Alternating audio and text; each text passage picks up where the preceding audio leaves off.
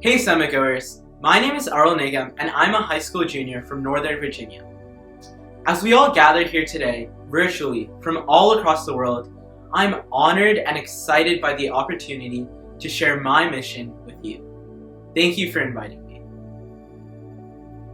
Now, I'm sure many of us have heard the phrase, charity begins at home. Well, we're all at home now, so let's get started and change the world. I'd like to talk to you a bit about my national initiative, Heroes of COVID, which focuses on feeding the frontline healthcare workers while supporting local restaurants. I've learned invaluable lessons about coping with the stress caused by this pandemic through serving the community, and I'm grateful for the chance to share those lessons with you today.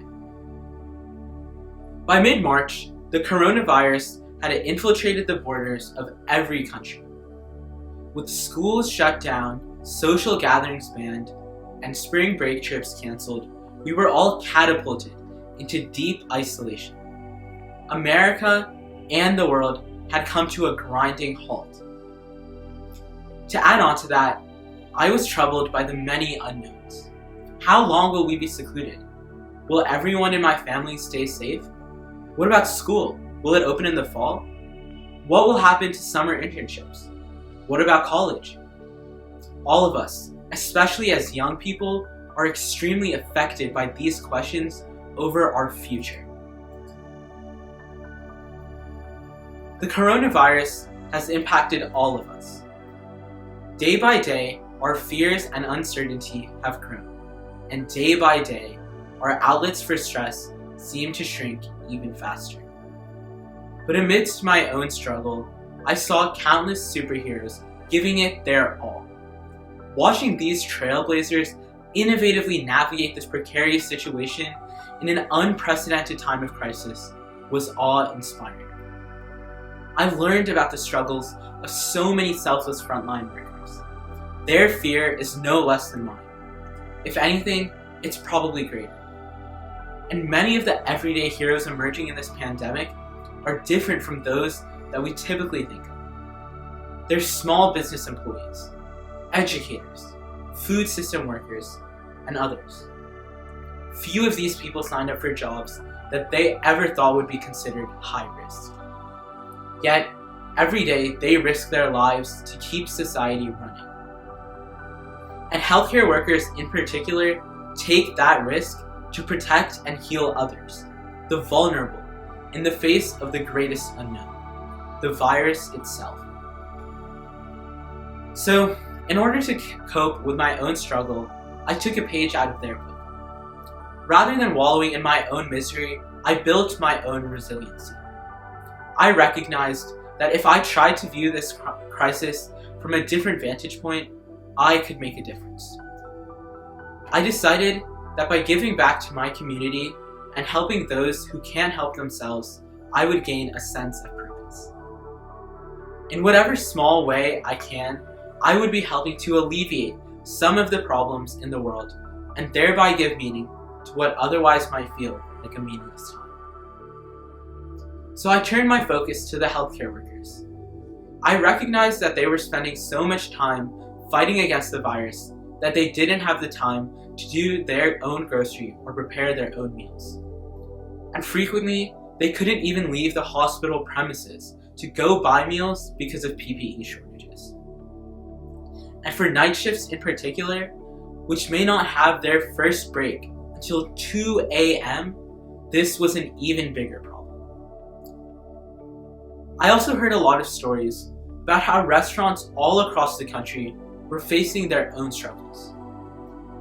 Because of social distancing rules, they've lost all of their revenue from people dining in, and even takeout orders have dropped because people are still concerned about potential contamination. And small family-owned restaurants have suffered in particular, since they do not have the ability to negotiate and lower costs with suppliers, nor do they have the capital to weather out this storm. It's estimated that 3 out of 4 mom-and-pop shops will not survive through this pandemic. And it's painful to think of the devastating impact that will have on the livelihoods of millions of people, thousands of communities and countless social hubs and centers for creativity.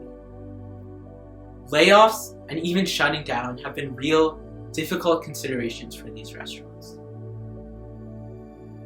At this point, it became clear to me that these two distinct problems really formed one solution. It was simple.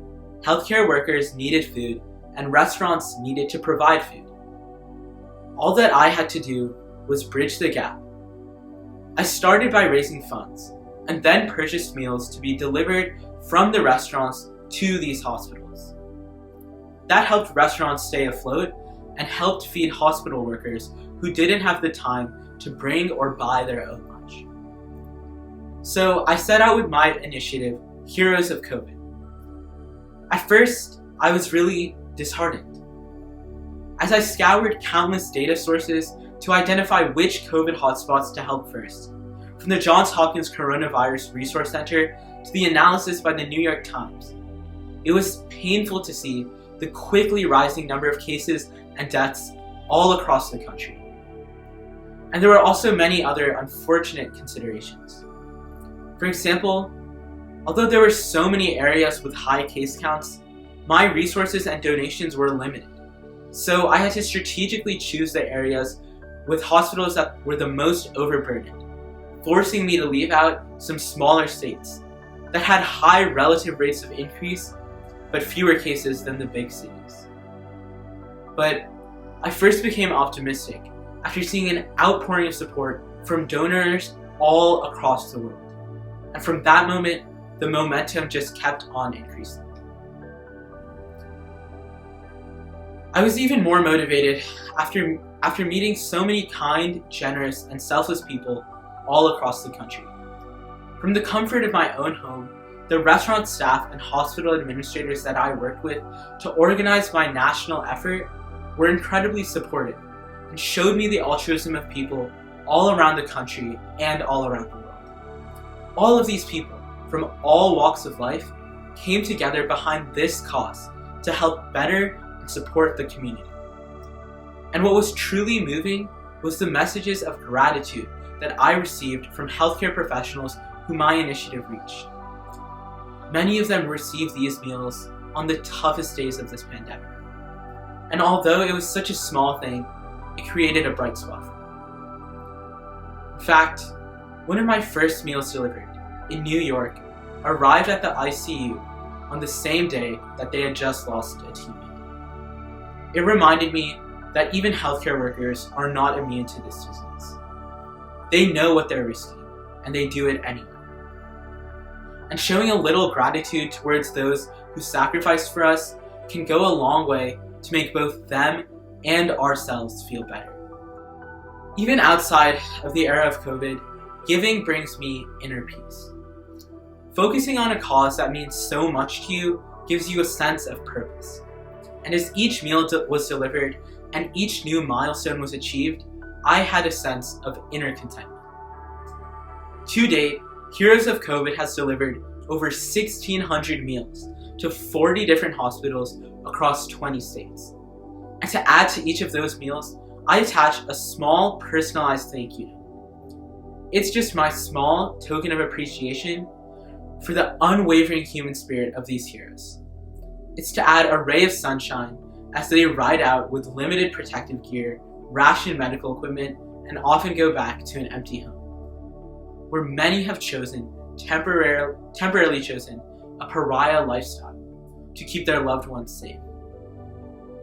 And to support those working on the front lines of the global response to COVID-19, and for many who want to share their stories, I used Heroes of COVID's large social media following to create a platform for frontline workers to voice their concerns and share messages of hope and positivity, to empower the community while alleviating some anxiety. As humans, we all seek structure in our day, and I believe that link had gone missing with school out. Focusing on an initiative helped me reestablish and maintain a routine. It would be something over which I would have control. It suddenly ignited a sense of purpose, and I've taken a lot away from it. First, I've learned that pandemic that panic doesn't just come from people overestimating a threat. It comes from people underestimating their ability to cope. And by definition, existential fear is a product of existence. So second, to believe that we can escape it is naive. Trying to control the uncontrollable is exhausting and mentally draining. So rather than wasting time worrying about the consequences of uncertainty, we should embrace change and make the most of what we can control. It's true, we may not have a vaccine for months, maybe even years. But while things may seem bleak in the short run, we must be patient and persevere through difficult times. If you focus on what you can control, the outcome will work itself out. And be grateful for those small successes. I encountered many small failures along the way, but I didn't let that stop me, and it helped me grow my initiative even further. Now third, it's important to interact with others during this pandemic, rather than each of us just retreating into our individual shells. Just the calls and the emails I had with others while organizing the meal deliveries made this period so much more bearable and purposeful. As heartfulness teaches us, there's a big difference between being lonely and being alone. Now fourth, and most importantly, working with others towards helping the community is the best antidote for the consequences of social isolation. There isn't a high cost to helping other people, from your home to your neighborhood to your country or even the world, but the rewards are endless. Adam Grant, a world-renowned psychologist, said that there's a lot of evidence that one of the best anti-anxiety medications available is generosity. My lessons can be summarized simply by a quote from President Harry S. Truman. He once said, "America was not built on fear. America was built on courage, on imagination, and an unbeatable determination to do the job at hand." While all of us are undoubtedly facing personal challenges, we must come together for the betterment of society, and in turn, we will reap the rewards. To quote heartfulness.org, "Heartfulness is a path of experiencing our inner self. It teaches us to dive deep into our heart and be in a natural state of love, peace, and calmness." So today, I'm asking each of you to dive deep into your hearts and spread love, peace, and calmness. Get involved in your community or even start your own initiative. Just because we're not on the front lines doesn't mean that we have to be on the sidelines. I never thought that Heroes of COVID would grow to the size that it is today, and I never thought that a few small meals could have such a great impact. But I was surprised to see how the many small bright spots in so many people's days added up to a gleaming star of hope.